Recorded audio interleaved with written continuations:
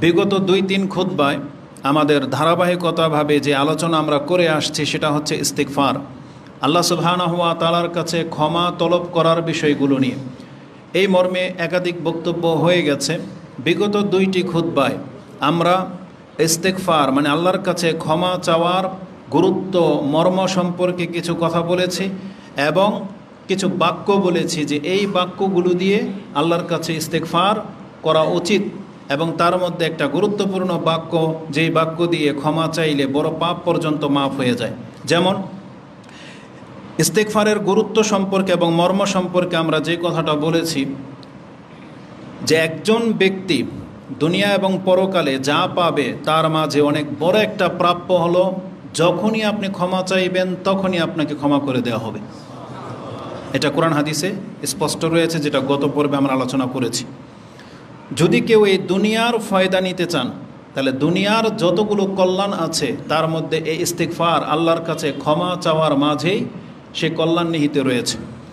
সূরা নূতে 71 নম্বর সূরার 10, 11, 12 এই আয়াতগুলোতে নূহ আলাইহিস সালামের সেই কথা আমরা সবাই জানি যে তিনি বলেছিলেন, ফাকুলতুস্তাগফিরু রাব্বাকুম ইন্নাহু কানা গাফফারা ইউরসিলিস সামা আলাইকুম মিদরারা ওয়া ইউমদিদুকুম বিআমওয়ালিন ওয়া বানিনা ওয়া ইয়াজআল লাকুম জান্নাতিন ওয়া ইয়াজআল লাকুম আনহারা। তাতে 6টা পুরস্কারের কথা রয়েছে। তার মানে আমাদেরকে ক্ষমা করা হবে, আমাদেরকে মুষলধারে বৃষ্টি দেওয়া হবে, আমাদেরকে সন্তান সম্পত্তি দিয়ে মালামাল করে দেওয়া হবে এবং আমাদেরকে আল্লাহ সুবহানাহু ওয়া তাআলা এই পৃথিবীতে জান্নাত এবং নহরের মালিক করে দিবেন। এই সবগুলো নিহিত রয়েছে কিসে? ইস্তিগফারের মাধ্যমে। যেই ব্যক্তি ক্ষমা চাইবে, যেই জাতি ক্ষমা চাইবে তাদেরকে সমৃদ্ধশালী করে দেওয়া হবে। এই ইস্তিগফারের আরেকটা বড় গুরুত্বপূর্ণ বিষয় হলো, মর্ম হলো, যেই জাতি আল্লাহর কাছে ক্ষমা চায়, প্রতিনিয়ত ক্ষমা চায়, তাহলে তাদের পাপের কারণে আল্লাহ তাদেরকে হালাক করে দেবেন না। কোরআনে আল্লাহ সুবহানাহু ওয়া তাআলা সূরা আনফাল 8 নম্বর সূরার 33 নম্বর আয়াতে আল্লাহ সুবহানাহু ওয়া তাআলা বলে দিয়েছেন, মা কানাল্লাহু লিয়ুআযযিবাহুম ওয়া আনতা ফীহিম ওয়া মা কানাল্লাহু মুআযযিবাহুম ওয়া হুম ইস্তাগফিরুন। আপনার রব এমন নন যে যতদিন পর্যন্ত আপনি মক্কার কুফফারদের মাঝে আছেন আর আমি আল্লাহ তাদেরকে হালাক করে দেব না, এটা করা হবে না। মানে এটা আপনার মর্যাদার কারণে, ওরা যতই বেয়াদবি করুক না কেন, কিন্তু আপনি উপস্থিত থাকা সত্ত্বে ওদেরকে হালাক করা হবে না। যদি তারা আপনাকে সেখান থেকে প্রস্থান করতে বাধ্য করে তারপরে ওদেরকে হালাক করা হবে, যেমনটা আল্লাহ সুবহানাহু ওয়া তাআলা করে দেখিয়েছিলেন। রাসূলুল্লাহ সাল্লাল্লাহু আলাইহি সাল্লাম মক্কায় থাকা অবস্থায় কোনো কাফেরকে আল্লাহ চরমভাবে ধরেননি, কিন্তু যখন তারা হাত পার করে দিল, রাসূলুল্লাহ সাল্লাল্লাহু আলাইহি সাল্লাম হিজরত করে মদিনায় চলে আসলেন, তারপরেই সমস্ত কাফের লিডারগুলোকে মারা পড়েছে। তারপরে আবু লাহাবের ছেলেকে বাঘে খেয়েছে, সে ধ্বংস হয়েছে, আবু জাহেল ধ্বংস হয়েছে, তা সব রাসূলুল্লাহ সাল্লাল্লাহু আলাইহি সাল্লামের হিজরতের পরের ঘটনা। তো এই আয়াতের মধ্যে আল্লাহ বলে দিয়েছেন যে মা কানাল্লাহু লিয়ুআযযিবাহুম ওয়া আনতা ফীহিম, আপনি যতদিন পর্যন্ত তাদের মাঝে আছেন তাদেরকে হালাক করা হবে না। আর পুরো পৃথিবীবাসীর জন্য আল্লাহ বলে দিয়েছেন ওয়া মা কানাল্লাহু মুআযযিবাহুম ওয়া হুম ইস্তাগফিরুন, আল্লাহ কোনো জাতিকে ধ্বংস করবেন না যতক্ষণ পর্যন্ত সেই জাতি আল্লাহর কাছে ক্ষমা চাইতেই থাকবে। তার মানে আমাদের টিকে থাকা, আমাদের এই অস্তিত্ব বজায় থাকা, এটা নির্ভর করে কিসের উপরে? ইস্তিগফারের উপরে। আমরা যদি ক্ষমা চাই তাহলে আমাদের জাতির এই পাপের কারণে আল্লাহ আমাদেরকে হালাক করে দিবেন না, বরং আমাদেরকে আরও কিছু কাল পর্যন্ত তিনি বাঁচিয়ে রাখবেন। এটা হচ্ছে ইস্তিগফারের মর্ম। ইস্তিগফারের একটা বাক্য যা আমরা গত পর্বে আলোচনা করেছিলাম, তার মধ্যে একটা ইম্পর্ট্যান্ট বাক্য হলো রাসূলুল্লাহ সাল্লাল্লাহু আলাইহি ওয়াসাল্লাম বলেছেন, যেই ব্যক্তি এই বাক্য দিয়ে আল্লাহর কাছে ক্ষমা চাইবে, সেই ব্যক্তি যদি ওই যুদ্ধের ময়দান থেকে পলায়নকারী ব্যক্তি হয়, তারপরে যদি এই দোয়া দিয়ে আল্লাহর কাছে ক্ষমা চায়, তার পাপকে মাফ করে দেওয়া হবে। বিলাল ইবনে ইয়াসির ইবনু যায়দিন মাওলান নবী সাল্লাল্লাহু আলাইহি ওয়াসাল্লাম কালা সামিয়তু আবি, তিনি তার পিতা থেকে, ইউহাদ্দিসুনি, তিনি বর্ণনা করেছেন, আনজাদ্দিহি, তিনি তার দাদা থেকে, আন্নাহু সামিয়া রাসূলুল্লাহ সাল্লাল্লাহু আলাইহি ওয়াসাল্লাম ইয়াকুল, যে রাসূলকে এই কথা আমি বলতে শুনেছি, মান কালা আস্তাগফিরুল্লাহ আল্লাযী লা ইলাহা ইল্লা হুয়াল হাইয়ুল কাইয়্যুম ওয়া তুবু ইলাইহি, যেই ব্যক্তি এই কথা বলবে যে আমি আল্লাহর কাছে ক্ষমা চাচ্ছি, আস্তাগফিরুল্লাহ আল্লাযী লা ইলাহা ইল্লা হুয়াল হাইয়ুল কাইয়্যুম, যিনি ছাড়া সত্য কোনো ইলাহা নাই এবং তিনি হচ্ছেন আল হাই, চিরস্থায়ী, চিরঞ্জীব, এবং অতুবু ইলাই, আমি তার কাছে তওবা করতেছি। এই বাক্য দিয়ে যেই ব্যক্তি আল্লাহর কাছে ক্ষমা চাইবে, ওয়াইন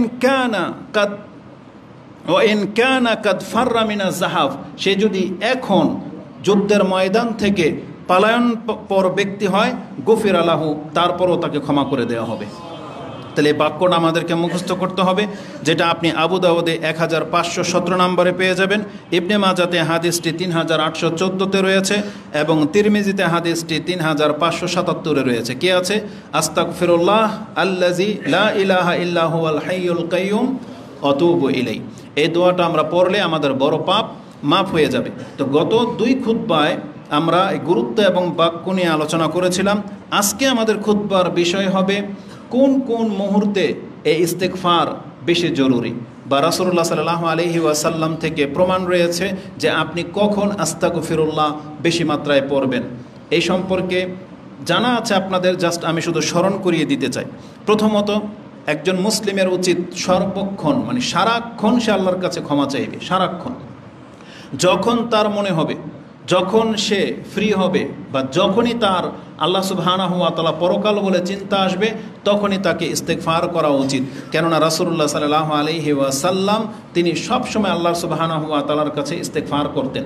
রাসূলুল্লাহ সাল্লাল্লাহু আলাইহি ওয়াসাল্লাম থেকে তিনি বলেন, আগারুল মুজান্নিন, তিনি বলতেছেন যে লা ইউগানু আলা কলবি লা আস্তাগফিরুল্লাহ ফিল ইয়াউমি মিআতা মাররা, যদি আল্লাহ সুবহানাহু ওয়া তাআলার চিন্তা থেকে বা আল্লাহ সুবহানাহু ওয়া তাআলার স্মরণের ক্ষেত্রে আমার অন্তরে যদি সামান্যতম গাফিলতি আমি অনুভব করেছি, ওটাকে অপরাধবোধ মনে করে আমি আল্লাহর কাছে প্রতিদিন 100 বার ক্ষমা চেয়েছি।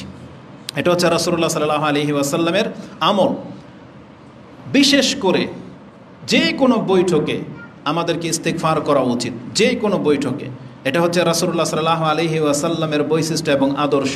তিনি যে কোনো বৈঠকে ইস্তেগফার করতে থাকতেন, এবং বিশেষ করে আমরা যখন কোনো বৈঠকে বসি, বৈঠক শেষ হয়ে যাবে, তখন আল্লাহর কাছে ক্ষমা চাইতে হবে। হোক সেই বৈঠক নামাজেরই বৈঠক, নামাজের বৈঠক আছে না, সালাতের শেষ বৈঠক আছে, তাশাহুদের বৈঠক আছে, সেই সময় আল্লাহর কাছে ক্ষমা চাওয়ার কথা রয়েছে।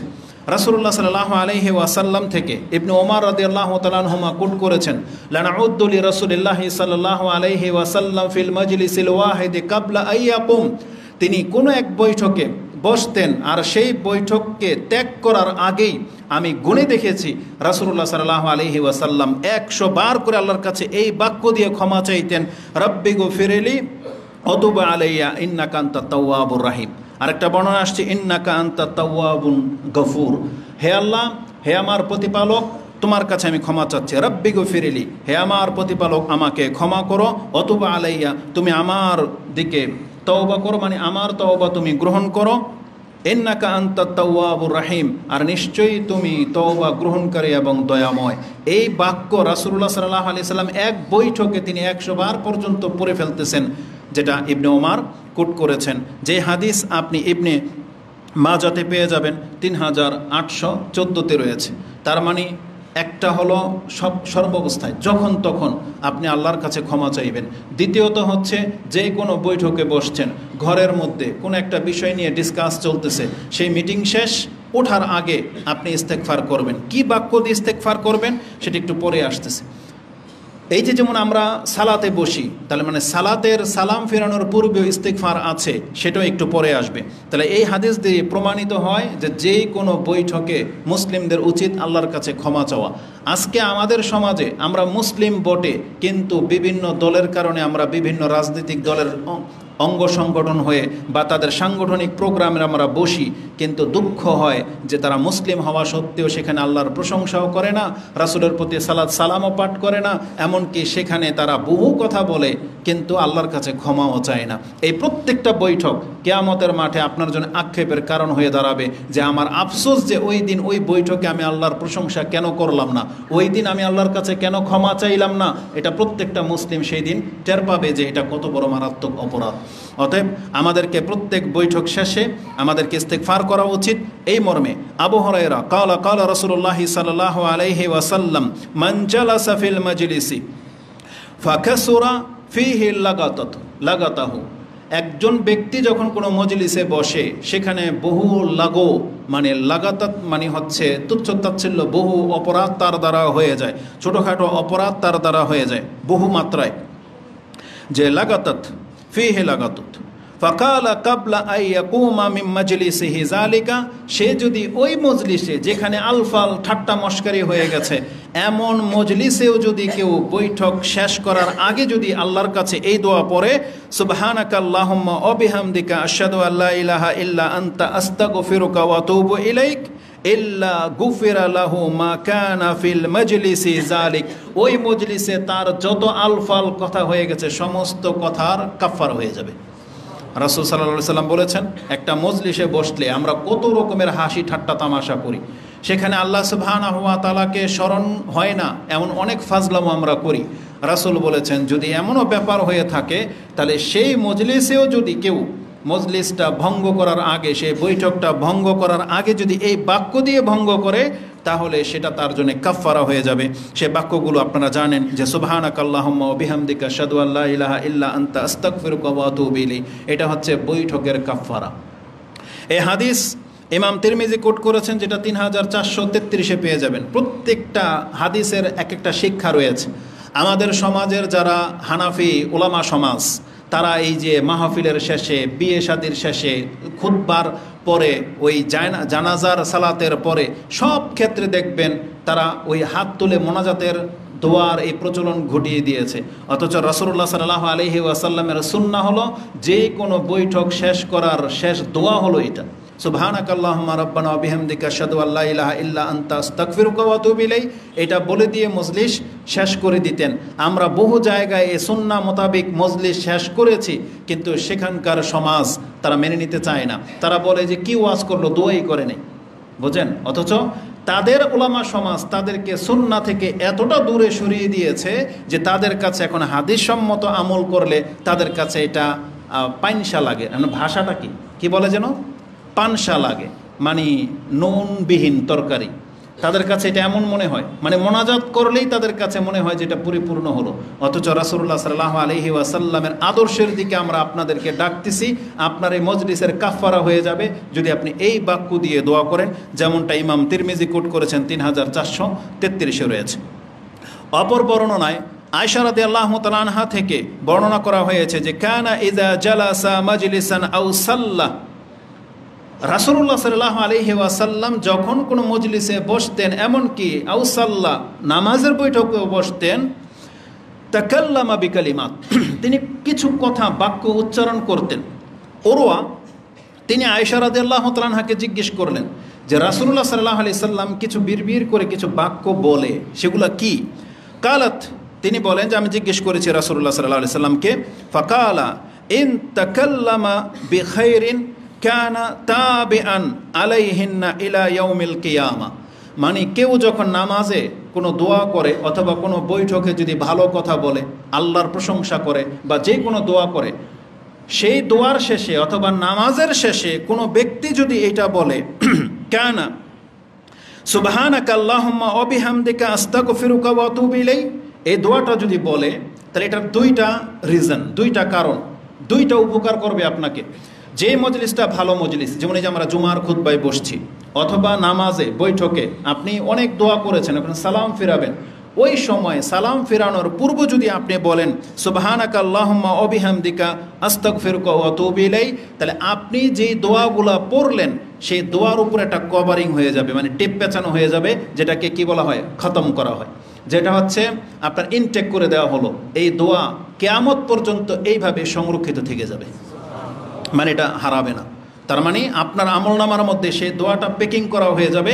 কিসের মাধ্যমে? ওই প্যাকিংটা হচ্ছে এই দোয়া যে সুবহানাকা আল্লাহুম্মা ওয়া বিহামদিকা আল্লাহুম্মা গফিরলি, এটা বললে সে দোয়া রিজার্ভ হয়ে যাবে, তার মানে এটাকে প্যাকিং করে নেওয়া হবে, এটা একটা কারণ।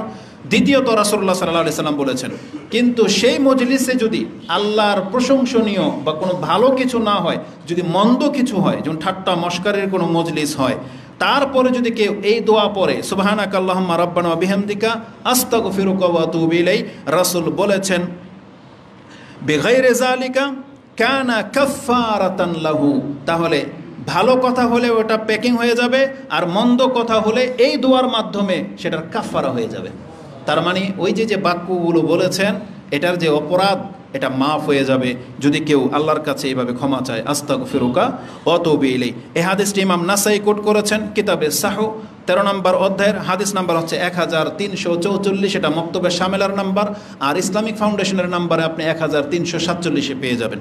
তাহলে আমরা এই বর্ণনা থেকে 3টা দিক পেলাম। একটা হলো সর্বাবস্থায় আল্লাহর কাছে ক্ষমা চাইতে হবে, দ্বিতীয় বিশেষ অবস্থা হলো যে কোনো বৈঠকে আল্লাহর কাছে ক্ষমা চাইতে হবে, এবং তৃতীয় দিক হলো বৈঠকটা শেষ হওয়ার মুহূর্তে আমাদেরকে আল্লাহ সুবহানাহু ওয়া তাআলার কাছে ইস্তেগফার মানে ক্ষমা চাইতে হবে।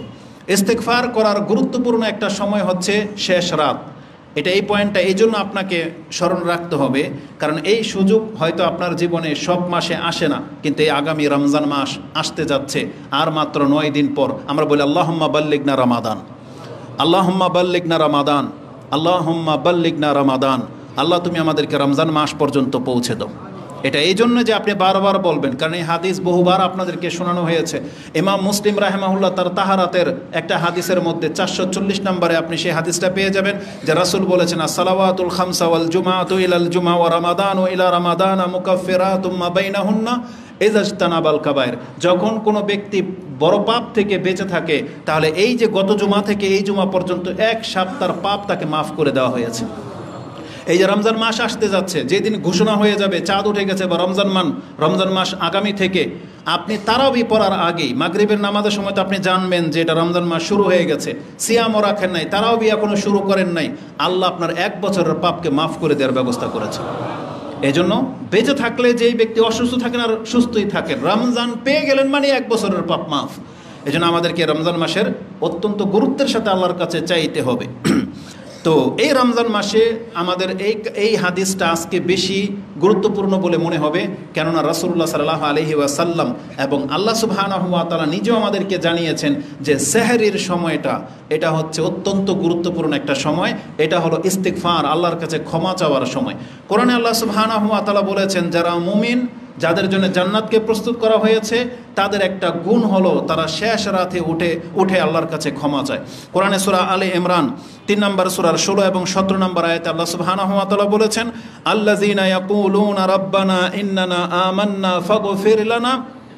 যারা এই কথা বলে যে আল্লাহ আমরা তোমার প্রতি ঈমান এনেছি, ফাগফির লানা যুনুবানা, অতএব আমাদের ঈমানের দাবিতে তোমার কাছে আমরা ক্ষমা চাচ্ছি, আল্লাহ আমাদের পাপগুলোকে মাফ করে দাও। ওয়াকিনা আযাবান নার। এখান থেকে একটা আকীদাগত শিক্ষা হলো যে দোয়ার ক্ষেত্রে ওসিলা ধরা এটা কোরআন সাব্যস্ত। সেই ওসিলাটা কি? ঈমান এবং আমল।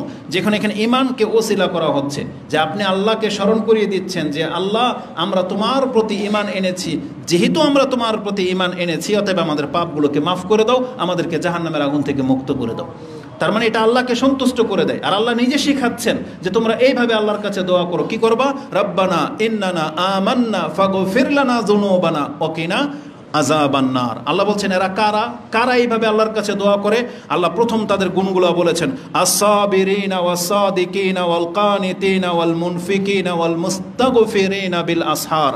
নিশ্চয়ই যারা ধৈর্যশীল, আস-সাবিরিন ওয়াস-সাদিকিন যারা সত্যবাদী, ওয়াল কানিতিন যারা আল্লাহর দিকে ঝুঁকে গেছে, ওয়াল মুনফিকিন এবং যারা তাদের সম্পত্তি থেকে খরচ করে, ওয়াল মুস্তাগফিরিনা বিল আসহার এবং যারা শেষ রাতের শেষ অংশে তারা আল্লাহর কাছে উঠে ক্ষমা চায়। তার মানে চাওয়ার মতো বহু কিছু আছে। আমার প্রত্যেকটা হাদিস বলার পেছনে একটা উদ্দেশ্য তো অবশ্যই আছে।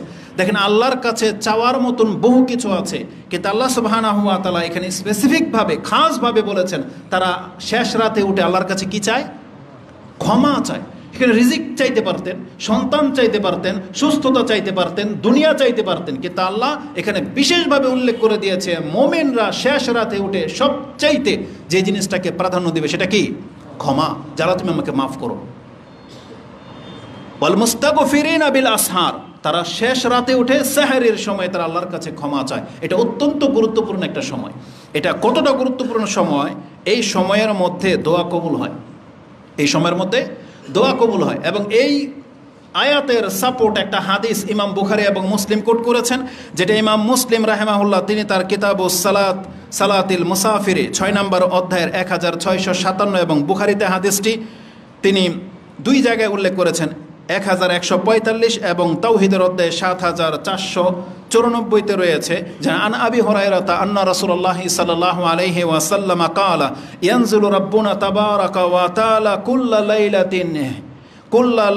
লাইলাতিন ইলা সামাই দুনিয়া হিনা ইয়াবকা সুলুসুল লাইলিল আখিরা, যে আমাদের প্রতিপালক তিনি প্রত্যেক রাতের প্রথম আকাশে আসেন যখন রাতের কিছু অংশ বাকি থাকে। তার মানে রাতের শেষ অংশে, রাত শেষ হয়ে যাওয়ার সেহরির সময়ে আল্লাহ সুবহানাহু ওয়া তাআলা প্রথম আকাশে আসেন এবং তিনি বিশেষ করে যেই জন্য আমাদেরকে ডাকেন, আল্লাহ সুবহানাহু ওয়া তাআলা বলেন মাইয়াদউনি ফাস্তাজিব লাহ, কে আছো আমাকে ডাকবে আমি তার ডাকে সাড়া দেব। মাইয়াসআলুনি ফাউতিয়াহু, কে আছো আমার কাছে চাইবে আমি তোমাকে তা দেব। তারপরে আল্লাহ বলেছেন মাইয়াস্তাগফিরুনি, কে আছো আমার কাছে ক্ষমা চাইবে ফাআগফিরু লাহু, আমি তাকে ক্ষমা করে দেব। তাহলে এটা ইমাম বুখারী এবং মুসলিম করেছেন।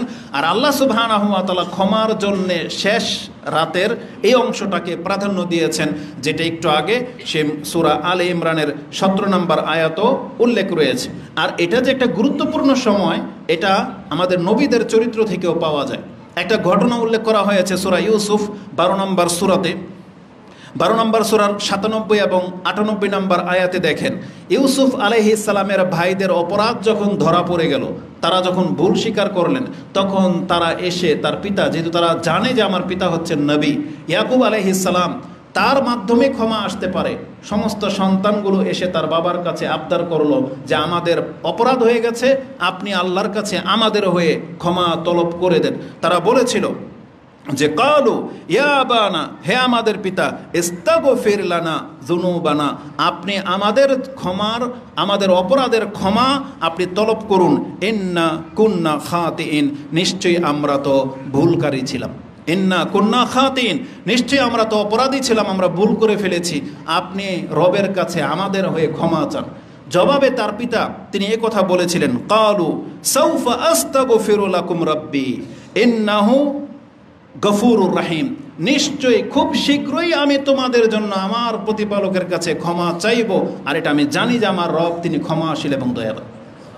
এই যে তিনি যে বলেছেন সাউফা আস্তাগফিরু লাকুম রাব্বি, খুব শীঘ্রই আমি তোমাদের জন্য আমার প্রতিপালকের কাছে ক্ষমা চাইব, এর তাফসির ইবনে কাসির রাহিমাহুল্লাহ তিনি ওমর রাদিয়াল্লাহু তাআলা আনহুর একটা আসার এনেছেন যে তিনি আব্দুল ইবনে মাসউদ রাদিয়াল্লাহু তাআলা আনহুর ঘর থেকে শেষ রাতে কিছু দোয়ার বাক্য শুনতে পেলেন এবং তিনি তখন জিজ্ঞেস করলেন এই সময়ে কেন।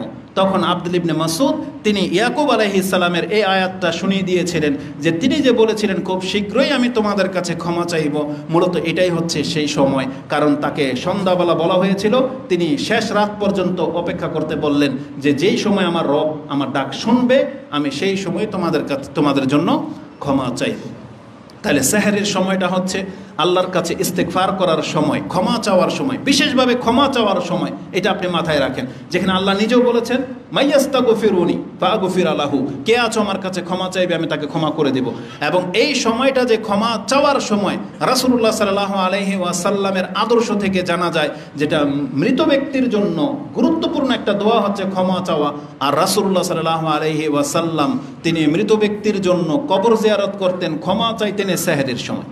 আয়েশা রাদিয়াল্লাহু তাআলা আনহা তিনি বলেন, কানা রাসূলুল্লাহ সাল্লাল্লাহু আলাইহি ওয়াসাল্লাম কুল্লামা কানা লাইলাতুহা মিন রাসূলিল্লাহ সাল্লাল্লাহু আলাইহি ওয়াসাল্লাম ইয়াখরুজু মিন আখিরিল লাইলি ইলাল বাকি, যতদিন আমার পালা পড়েছে, মানে আমার সাথে রাসূলুল্লাহ সাল্লাল্লাহু আলাইহি সাল্লামের থাকার দিন এসেছে, আমি ওই দিনগুলোতে দেখেছি প্রত্যেক ওই মুহূর্তে রাসূলুল্লাহ সাল্লাল্লাহু আলাইহি ওয়াসাল্লাম রাতের শেষ অংশে তিনি বাকি কবরস্থানে চলে যেতেন এবং তিনি গিয়ে দোয়া করতেন, ফায়াকুল আসসালামু আলাইকুম দারা কাউমিল মুমিনিনা আতাকুম মা তুআদুনা গাদান মুআজ্জালান ওয়া ইন্না ইনশাআল্লাহু বিকুম লাহিকুন নাসআলু লাহিকুন আল্লাহুম্মা গফির লিহা আহলি বাকিল গারকাত। তিনি বলতেন আল্লাহুম্মা গফির লি আহলি বাকিল গারকাত, আল্লাহ তুমি এই কবরবাসীকে, বাকি কবরবাসীকে আল্লাহ তুমি মাফ করে দাও।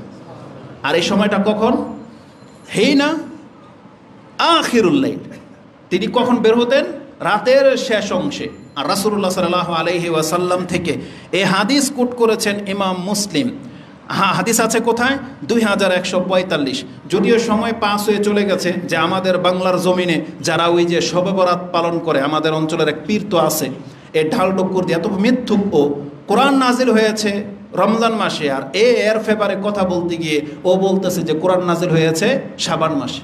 বোঝেন, কোরআনকে পর্যন্ত মানে মিথ্যাচার করে এরা, এত বড় মানে স্বৈরাচার। তালাকুল্লি হাল, এরা কি বলে যে শবে বরাতের দিন কবর জিয়ারত করা, কারণ রাসূলুল্লাহ সাল্লাল্লাহু আলাইহি সাল্লাম সেই দিন আয়েশা রাদিয়াল্লাহু তাআলা গিয়ে দেখেন তিনি কবর জিয়ারত করতেছেন, অথচ মুসলিমের হাদিসে আছে এই কাজটা রাসূলুল্লাহ সাল্লাল্লাহু আলাইহি সাল্লাম শুধু শবে বরাতের দিন করেছে নাকি প্রত্যেক রাতে করেছে? তার মানে প্রত্যেক রাতে করেছে। তো এই কথাগুলো যখন আমরা বলি, তারপরে মাথা মোটারা এগুলোকে গ্রহণ করে না, এদের অনুসারীরা অন্ধ তো অন্ধই থেকে গেছে। দ্বিতীয়ত হচ্ছে, এই হাদিস দিয়ে প্রমাণিত হয় কবর জিয়ারত করার সবচেয়ে উত্তম সময় কোনটা? সাহারির সময়। কিন্তু আমাদের দেশের কবরস্থানগুলোকে জঙ্গল বানিয়ে রাখছে। জঙ্গল, আপনি যে যাবেন শেষ রাত্রে, আপনার নিজেরই কলিজা থরথর করে কাঁপবে, এমন একটা মঞ্জার করে রেখেছে, মানে দৃশ্য করে রেখেছে। ইনশাআল্লাহুল আজিজ আমাদের প্রজেক্ট যেটা আমরা এখানে করতে চাচ্ছি মুসলিম সোসাইটির, সেখানকার কবরস্থানকে ইনশাআল্লাহ আমি মদিনার মতন পরিষ্কার করে দেখিয়ে দেবে ইনশাআল্লাহ। আল্লাহ আমাদেরকে তৌফিক দান করুন, যাতে করে যে কেউ সেখানে কবর জিয়ারত করতে যেতে পারে, মানে আমাদের অঞ্চলে যারা বসবাস করবে ইনশাআল্লাহ। তো এই হাদিস থেকে যেটা আমরা জানলাম যে ইস্তেগফার করার একটা উপযুক্ত সময় হলো শেষ রাতে, এটা আমরা 5 নম্বরে পেলাম। ইস্তেগফার করার একটা গুরুত্বপূর্ণ সময় হলো সকাল এবং সন্ধ্যায়। আর এই ক্ষেত্রে বিশেষ একটা ইস্তেগফারই আছে, যে ইস্তেগফারকে আপনারা কি নামে যেন জানেন? সাইয়্যিদুল ইস্তেগফার। এই সাইয়্যিদুল ইস্তেগফার করতে হয় কখন? সকাল এবং সন্ধ্যায়। আমি এই বক্তব্যের মাধ্যমে আপনাদেরকে এবং আমাদের বোনদেরকে, মুসলিম বোনদেরকে বলতে চাই, হিটলারই করবেন না ধর্মের সম্পর্কে, কারণ তারা অনেক সময় আমাদের কাছে প্রশ্ন করে জানতে চায়, আমি যদি সাইয়্যিদুল ইস্তেগফার সেজদায় পড়ি, নামাজে 2 সেজদার মাঝখানে পড়ি, এটা কি ঠিক হবে? আমাদের দাবি হলো পড়তে পারেন, কিন্তু আপনি যেভাবে বর্ণনায় আসছে সেইভাবেই আমল করাটাই হচ্ছে সুন্নাহসম্মত, এটাই হচ্ছে আদর্শ। সাইয়্যিদুল ইস্তেগফার রাসূলুল্লাহ সাল্লাল্লাহু আলাইহি ওয়াসাল্লাম নামাজে পড়েছেন বলে কোনো প্রমাণ নাই, বরং রাসূলুল্লাহ সাল্লাল্লাহু আলাইহি সাল্লাম জায়গা বলে দিয়েছেন। কোথায়? সকাল এবং বিকালে। সকাল এবং বিকালে রাসূলুল্লাহ সাল্লাল্লাহু আলাইহি সাল্লাম বলেছেন, ওমান কালাহা মিনান নাহারি মুকিনান বিহা, যেই ব্যক্তি বিশ্বাসের সাথে দিনের বেলায় এই দোয়া পড়বে, ফামাতা মিয়াউমিহি কাবলা আইয়ুমসি, সে যদি ওই দিনই মারা যায় সন্ধ্যা হওয়ার আগে, ফাহুয়া মিন আহালিল জান্নাহ, তাহলে এ হচ্ছে জান্নাতের একজন। আর কেউ যদি রাতে পড়ে সকাল হওয়ার আগে যদি ওই দিন মারা যায়, তাহলে সে হচ্ছে জান্নাতের একজন। সাইয়্যিদুল ইস্তেগফার আপনারা মুখস্থ করে নেবেন, আমি এখানে লম্বা করতে চাচ্ছি না। হাদিসটি ইমাম বুখারী কোট করেছেন, 6306 নম্বরে রয়েছে। তাহলে 6টা জায়গা আমরা পেলাম যে কখন আপনি আল্লাহর কাছে ক্ষমা চাইবেন। আল্লাহর কাছে ক্ষমা চাওয়ার উপযুক্ত আরেকটা সময় হলো যখন কারো দ্বারা অন্যায় হয়ে যাবে। যখনই অন্যায় হয়ে যাবে, একটা ফালতু কথা বলে ফেলেছেন, তখনই আপনি আল্লাহর কাছে ক্ষমা চান। যখনই আপনি একটা অপরাধ, কারোর সাথে রাগ ঝগড়া কিছু একটা করে ফেলেছেন, মিথ্যা না চাইতো মিথ্যা বলে ফেলেছেন, আপনি তৎক্ষণাৎ আল্লাহর কাছে ক্ষমা চান, আস্তাগফিরুল্লাহ অন্তত বলেন। কেন? কারণ আল্লাহ বলেছেন এটা মুমিনদের গুণ, আল্লাযীনা ইযা ফাআলু ফাহিশাতান আও যালামু আনফুসাহুম যাকারুল্লাহ ফাস্তাগফারু লিযুনুবিহিম। মুমিনদের গুণ হলো তারা যদি কোনো অপরাধ করে ফেলে বা কোনো অশ্লীল কাজে জড়িয়ে যায়, তাদের উচিত হলো আল্লাহকে স্মরণ করা, এবং আল্লাহকে স্মরণ হয়ে গেলে সাথে সাথে আল্লাহর কাছে ক্ষমা চাওয়া। কেন? ওমা ইয়াগফিরু যুনুবা ইল্লাল্লাহ, কারণ আল্লাহ বলেছেন এত অপরাধ হয়ে গেছে, এখন আল্লাহ ছাড়া কে আছে একে ক্ষমা করতে পারে। এই জন্য যখনই অপরাধ হয়ে যাবে সাথে সাথে আপনি ক্ষমা চেয়ে নেন। আর এটা হচ্ছে আল্লাহর পক্ষ থেকে আমাদেরকে অনেক বড় একটা মেসেজ। শয়তান আপনাকে ভুলিয়ে দিবে, শয়তান বলবে তুই যেন পাপ করেছিস, আল্লাহর কাছে ক্ষমা চাবি। আল্লাহ কি বলেছেন জানেন? একজন বান্দা যতবার পাপ হয়ে যাবে, যতবার এসে আল্লাহর কাছে ক্ষমা চাইবে, ততবার আল্লাহ তাকে ক্ষমা করে দিবেন। আর আমরা এই হাদিস বহুবার শুনিয়েছি যে ইন্না ইবলিসা কালা লিরাব্বিহি বিইজ্জাতিকা ওয়া জালালিকা লা আবরাহু উগিয়া বানি আদম মা দামাতুল আরওয়াহু ফীহিম কালা রাব্বি রব্বু আজ্জা ওয়া জাল। আল্লাহ তখন বলে বিইজ্জাতি ওয়া জালালি লা আবরাহু আগফিরু লাহুম মাস্তাগফারুনি। মুসনাদ আহমদে হাদিসটি 11244 রয়েছে। ইবলিস বলেছিল আমি আদম সন্তানের দেহে প্রাণ থাকা সত্ত্বেদেরকে গুমরাহ করতে থাকবো। আল্লাহ বলেছেন আমিও ক্ষান্ত হব না, আমার বরত্বের কসম করে বলতেছি আদম সন্তান যতবার ক্ষমা চাইবে আমি আল্লাহ ততবার তাকে ক্ষমা করে দেব। এই জন্য শয়তান যেন আপনাকে ধোঁকায় ফেলতে না পারে। অপরাধ হয়ে গেছে, আস্তাগফিরুল্লাহ বলেন। আরবরা দেখবেন ঝগড়া লেগে গেছে কিছুক্ষণ পরে বলতেছে আস্তাগফিরুল্লাহ আস্তাগফিরুল্লাহ, বলেন আপনিও বলেন, অভ্যাসে পরিণত করে দেন। এটা আমাদের জন্য জরুরি। তাহলে আমরা 7 নাম্বার জায়গা পেলাম, অপরাধ হয়ে গেলেই ইস্তেগফার করা। 8 নাম্বার হচ্ছে এই সালাত। যদি এখানে একটা লম্বা সময় লেগে যাবে, আমি 1 মিনিটের মধ্যে শেষ করে দেব, আমি নেব না। সালাতের আপাত মস্তকই হচ্ছে ক্ষমা চাওয়া। শুরুতে ক্ষমা, কেরাতের মাঝখানে ক্ষমা, রুকুতে ক্ষমা, সেজদায় ক্ষমা, 2 সেজদার মাঝখানে ক্ষমা, বৈঠকে ক্ষমা। মাত্র 3টা হাদিস ট্রান্সলেট ছাড়াই আপনার কাছে করে দেই। রুকু এবং সেজদায় আয়েশা রাদিয়াল্লাহু তাআলা তিনি বলেন, ইউকসিরু আইয়াকুলা ফি রুকুইহি ওয়া সুজুদিহি। রাসূলুল্লাহ সাল্লাল্লাহু আলাইহি ওয়াসাল্লাম তিনি তার রুকু এবং সেজদায় সবচেয়ে বেশি যেই দোয়াটা পড়তেন তা ছিল সুবহানাকাল্লাহুম্মা ওয়া বিহামদিকা আল্লাহুম্মা গফিরলি। সুবহানাকাল্লাহুম্মা ওয়া বিহামদিকা আল্লাহুম্মা গফিরলি। সুবহানাকাল্লাহুম্মা ওয়া বিহামদিকা আল্লাহুম্মা গফিরলি। এটা সবচেয়ে বেশি রাসূলুল্লাহ সাল্লাল্লাহু আলাইহি সাল্লাম রুকুতে এবং সেজদায় পড়তেন। ইমাম মুসলিম ইমানের অধ্যায়ে হাদিস কোট করেছেন, যেটা আপনি 972-এ পেয়ে যাবেন। সেজদায় কি বলতেন রাসূলুল্লাহ সাল্লাল্লাহু আলাইহি সাল্লাম? ফি সুজুদিহি আল্লাহুম্মা গফিরলি যামবি কুল্লা দিক্কাহু ওয়া জিল্লা ওয়া আউয়ালুহু ওয়া আখিরাহু আলানিয়াতাহু ওয়া সিররা। যে আল্লাহ তুমি আমার পাপগুলোকে মাফ করে দাও, সেটা ছোট হোক বড় হোক, প্রকাশ্য হোক গোপন হোক, আজকের হোক পরের হোক, যে কোনো পাপ আল্লাহ তুমি মাফ করে দাও। কোথায় বলতেন এটা? সেজদায়। অতএব আমাদেরকে এগুলো মুখস্থ করতে হবে। শুধু সুবহান রাব্বিল আলা জীবন করে শুনলেন, নামাজ শেষ করে দিচ্ছেন, 30 বছর হয়ে গেল, না, উচিত না। আপনাকে দোয়া বাড়াইতে হবে, অন্তত 4-5টা দোয়া আপনাকে শিখতে হবে, যেটা রুকু সেজদা আপনি আদায় করবেন। তাতে আপনার নামাজও লম্বা হবে, নামাজে মনও লাগবে যে আপনি আল্লাহর কাছে কি চাচ্ছেন। তাহলে সেজদায় বলবেন আল্লাহুম্মা গফিরলি যামবি কুল্লাহ দিক্কাহু ওয়া জিল্লা ওয়া আউয়ালুহু ওয়া আখিরাহু আলানিয়াতাহু ওয়া সিররা। এটাও ইমাম মুসলিম কোট করেছেন, যেটা আপনি 971-এ পেয়ে যাবেন। 2 সেজদার মাঝেও ক্ষমা চাইতেন। এটা আমরা সবাই জানি যে রাসূলুল্লাহ সাল্লাল্লাহু আলাইহি ওয়াসাল্লাম তিনি বলেছেন কানা ইয়াকুলু বাইনা সাজদাতাইনে।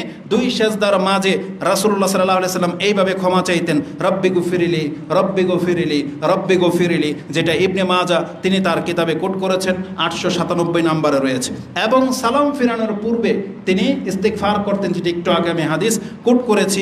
এটা ছিল আজকের বক্তব্যের মূল বিষয়, যে আমাদেরকে এই জায়গাগুলোতে আল্লাহর কাছে ক্ষমা চাইতে হবে। এবং আপনি একটা জিনিস লক্ষ্য করে দেখেন, ইস্তিগফারের গুরুত্ব কত। আপনি সালাম ফিরিয়ে দেওয়ার পরের প্রথম যে বাক্যটা উচ্চারণ করেন সেটাই হচ্ছে আস্তাগফিরুল্লাহ আস্তাগফিরুল্লাহ আস্তাগফিরুল্লাহ। রাসূলুল্লাহ সাল্লাল্লাহু আলাইহি ওয়াসাল্লাম 3 বার ইস্তিগফার পড়তেন।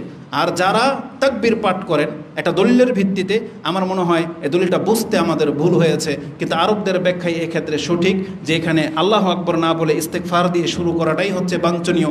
কারণ ওখানে যেই হাদিসের মধ্যে তাকবীর কথাটা আছে, তার পরের হাদিসে ব্যাখ্যা করা হয়েছে এই তাকবীর মানে হলো উচ্চ স্বরে জিকির করা। ওটাকে আরবি ভাষায় তাকবীর বলে। আরবি ভাষার কিছু ধরন আছে। তাসবিহাত, তার মানে সুবহানাল্লাহ আলহামদুলিল্লাহ করে, এগুলোকে তাসবিহাত বলে। কিন্তু শুধু যদি তাসবিহ বলা হয় তাহলে হবে সুবহানাল্লাহ, তাহমিদ বলা হয় আলহামদুলিল্লাহ, তাহলিল বলা হয় লা ইলাহা ইল্লাল্লাহ। প্রত্যেকটা বাক্যের একটা নাম আছে। বিসমিল্লাহকে বাসমালা বলা হয়, এটা হচ্ছে আরবি টার্ম। কিন্তু যখন বলা হয় তাকবীর, তখন যদিও আমরা বলি আল্লাহু আকবার, কিন্তু তাকবীর মানে হলো উচ্চ স্বরে আল্লাহর প্রশংসা করা। যেমন আব্দুল্লাহ ইবনে আব্বাস এটাকেই উদ্দেশ্য করেছেন, যে আমি সালাম ফেরানোর পর আমরা বুঝতে পারতাম যখন মানুষ বা রাসূলুল্লাহ সাল্লাল্লাহু আলাইহি সাল্লাম উচ্চ স্বরে জিকির করতে থাকতেন, তখন আমরা বুঝতাম যে নামাজ শেষ হয়ে গেছে। কিন্তু আমাদের দেশে আমাদের আলেমরা ওটাকে আবার নিয়েছে যে প্রকাশ্য তাকবীর, যেটা আরব আলেমরা এভাবে নেয়নি। তো ওটাই বেশি গ্রহণযোগ্যতা আমাদের কাছে পাচ্ছে। আপনাদের যেটা মন চায় সেটা করবেন, কিন্তু আমাদের শিক্ষা এটাই যে সালাম ফেরানোর পরে রাসূলুল্লাহ সাল্লাল্লাহু আলাইহি সাল্লাম 3 বার বলতেন আস্তাগফিরুল্লাহ আস্তাগফিরুল্লাহ আস্তাগফিরুল্লাহ। এটা হচ্ছে এই গুরুত্বপূর্ণ বিষয়গুলো। তাহলে আজকে 9টা, তাহলে 10টা পুরাই করে দেই। সবচেয়ে গুরুত্বপূর্ণ বিষয় হচ্ছে আপনি আমি যখন মরে যাব, আপনার হক আমার উপরে কি দেব আপনাকে আমরা দুনিয়া থেকে। একজন মৃত ব্যক্তি একজন জীবিত ব্যক্তির কাছে সবচেয়ে গুরুত্বপূর্ণ যেটা প্রাপ্য আপনার কাছ থেকে তলব করে সে ভিতর থেকে, বা তার আকাঙ্ক্ষা, বা আল্লাহ যেটা বলেছেন যে এর এই মুহূর্তে যেটা বেশি দরকার, সেটা কি? ক্ষমা। ক্ষমা। এই জন্য রাসূলুল্লাহ সাল্লাল্লাহু আলাইহি ওয়াসাল্লাম বলেছেন 7 শ্রেণীর মানুষের নেকি তার কবর পর্যন্ত যাবে। সাবুন ইয়াজরি লিল আবদি আজরুহুন্না বাদা মাউতিহি ওয়া হুয়া ফিল কবর। সে মরে যাওয়ার পরে কবরে যতদিন থাকবে 7টা নেকি তার কবর পর্যন্ত যাবে। তার মধ্যে একটা হচ্ছে রাজুলুন তারাকা ওয়ালাদান ইয়াস্তাগফিরু লাহু বাদা মাউতিহি, কেউ যদি এমন কোনো সন্তান ছেড়ে যায় যে তার মৃত্যুর পরে এই সন্তান তার জন্য ইস্তেগফার করবে, কি করবে? ইস্তেগফার করবে, তাহলে এই সন্তানের দোয়া তার কবর পর্যন্ত যেতেই থাকবে। আচ্ছা, কবরের জীবনটা নিয়ে ভাবছেন? আদম আলাইহিস সালাম মরে গেছে, আছে কোথায়? কত শত হাজার বছর হবে। আমি আর আপনি মরে যাওয়ার পরে কিয়ামত হাসরের মাঠের বিচার আল্লাহ কি বলেছেন কবে করবে? যে কিয়ামতের পরের দিনই করে এটা বলেছে? বরং বর্ণনা এমন আছে যে আল্লাহ অনন্তকাল এটাকে স্তব্ধ করে ফেলে দিবেন। কত শত হাজার বছর হয়তো চলে যাবে বিচারের মাঠ শুরু হতে। আর রাসূল বলেছেন কবর পর্যন্ত পৌঁছবে এমন কিছু নেকি আছে। তার মানে আপনি পৃথিবীতে বয়স পেয়েছেন মাত্র 50 বছর, কবরে থাকবেন 500,000 বছর ধরে নেন, তাহলে 500,000 বছর পর্যন্ত এই নেকি পেতেই থাকবেন।